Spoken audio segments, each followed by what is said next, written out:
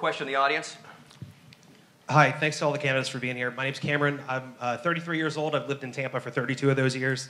I live in Seminole Heights right now. I work in the West Shore Business District. It takes me 20 minutes to drive there in rush hour back and forth. If I ride Heartline, it takes me an hour.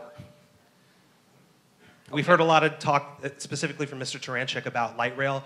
I'd like to know the candidates' ideas for public transportation across the board. Okay, let's begin with Dick Ricco. I think you have to totally look at that again, from beginning to end. There's no excuse for what you're talking about, perhaps smaller buses, what have you. When I was mayor the first time, the bus company was owned by National City Lines out of Denver. They went on strike. Nobody could get to work. My administration bought the bus company. That's how Heartline started. Made a deal with them and so forth. And we've come a long way, but it is a severe problem. I lived in New Tampa for a long time. With my schedule, if you did it 4 times a day, it was like driving to Tallahassee. And it's a severe problem. The rail has got to be. But the first thing I'd do, I'd go to Washington, talk to the president, see if it extended it to the airport. Okay, thank you. And start from there. Rose Ferlita. Cameron, I supported the transportation referendum, but I had some concerns about how the percentages were broken up. To me, a lot of people didn't support, especially in unincorporated, because there wasn't enough of a other component other than light rail. My drugstore was from 1984 to 2002, Osborne in Nebraska.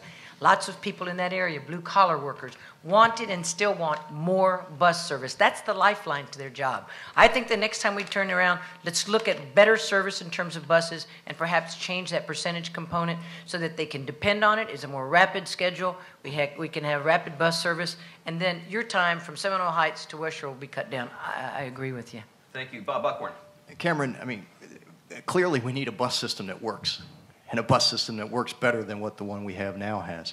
I mean, we can't build mass transit and have a functional multimodal system unless you have the ability to move people on other than rail-related forms of transportation. I mean, we need bike lanes, we need HOV lanes, we need, as Ed said, to take advantage of the CSX tracks. But the bus system is the fundamental underpinning of all of that. There's going to be many more people using buses than there are light rail. We need that bus system to be reliable.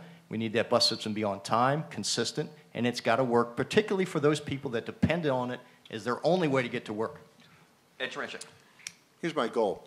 I'd like to go back on the ballot in 2012, probably with a 1-cent sales tax, split into 2 pieces. Half-cent sales tax to be implemented right away to bring buses on. The rail piece is ready to go, great, then we can implement it. But if not, you can put that half-cent off till we do the rail piece. The rail piece has to be regional in nature. We create a system.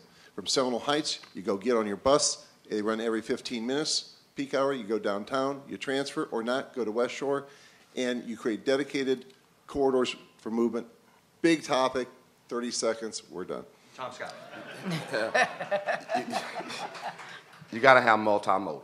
Okay, you can, if you don't create multimodal and high occupancy lanes, you can have buses backed up in the traffic. So you got to have multimodal with high occupancy lane, light rail. And many of the cities that have light rail that I've gone to, they also have increased the bus transportation or time factor.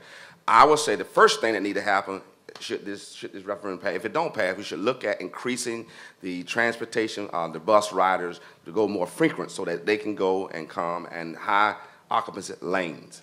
Okay, thank you very much. Mitch, can we squeeze one more question in? Okay, one more. really quickly. One more. Hi, my name is Yvette, and I'm from East Tampa. And I would like to know, do any one of y'all have a comprehensive plan to form a positive relationship with the African-American community? Okay, let's begin with Bob Buckhorn. Yvette, that's a great question, because ultimately, if we're going to succeed as a city, College Hill has to be as successful as Colbert Isles. And Ponce de Leon has to do as well as Palmacia.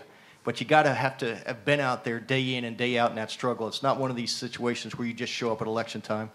I mean, folks understand who's real and who's not. We've committed to create a deputy mayor for community empowerment. We're going to move everything that the city touches that involves neighborhood empowerment underneath that person.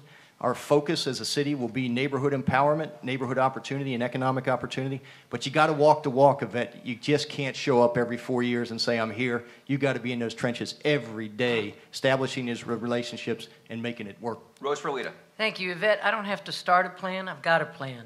I have had a relationship with the African-American community since 1984 in my drugstore, probably 60% minority customers and friends and clients.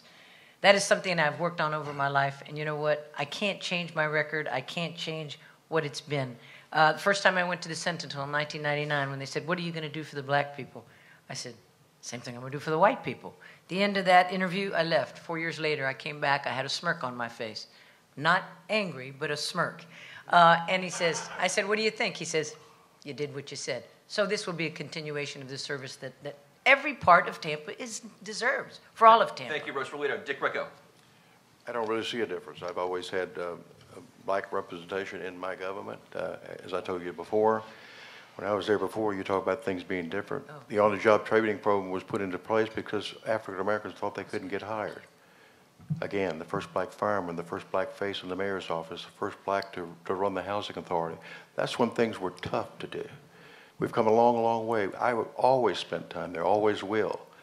I took a bunch of bankers this last time at 22nd and Lake in a bus. They were saying things like, "Wow, they don't have air conditioning." They'd never been there. I've been all over this town. I've lived here. I remember when they had a sign at Sulphur Springs Pool, "No dogs or Latins allowed." I understand it. Thank you, Dick Ricco. Thomas Scott. Well, I guess if you do, I surely should understand it. I live it every day. Let me just say to the person who asked the question, everybody has a plan. Look at my record, has already done it.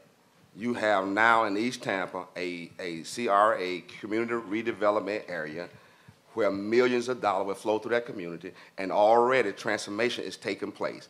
I'm not talking about somebody just coming in, going out.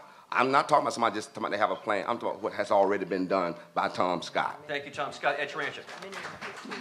You know, East Tampa needs the tools for it to succeed and for people to invest in themselves.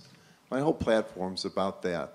Making it easy for people to invest in themselves, having a great transit system, having an ability for new businesses to move into places that they've not been able to move in 30 years. Providing economic opportunity and prosperity is the roots of community progress and advancement, and that's what I'm about as mayor of Tampa.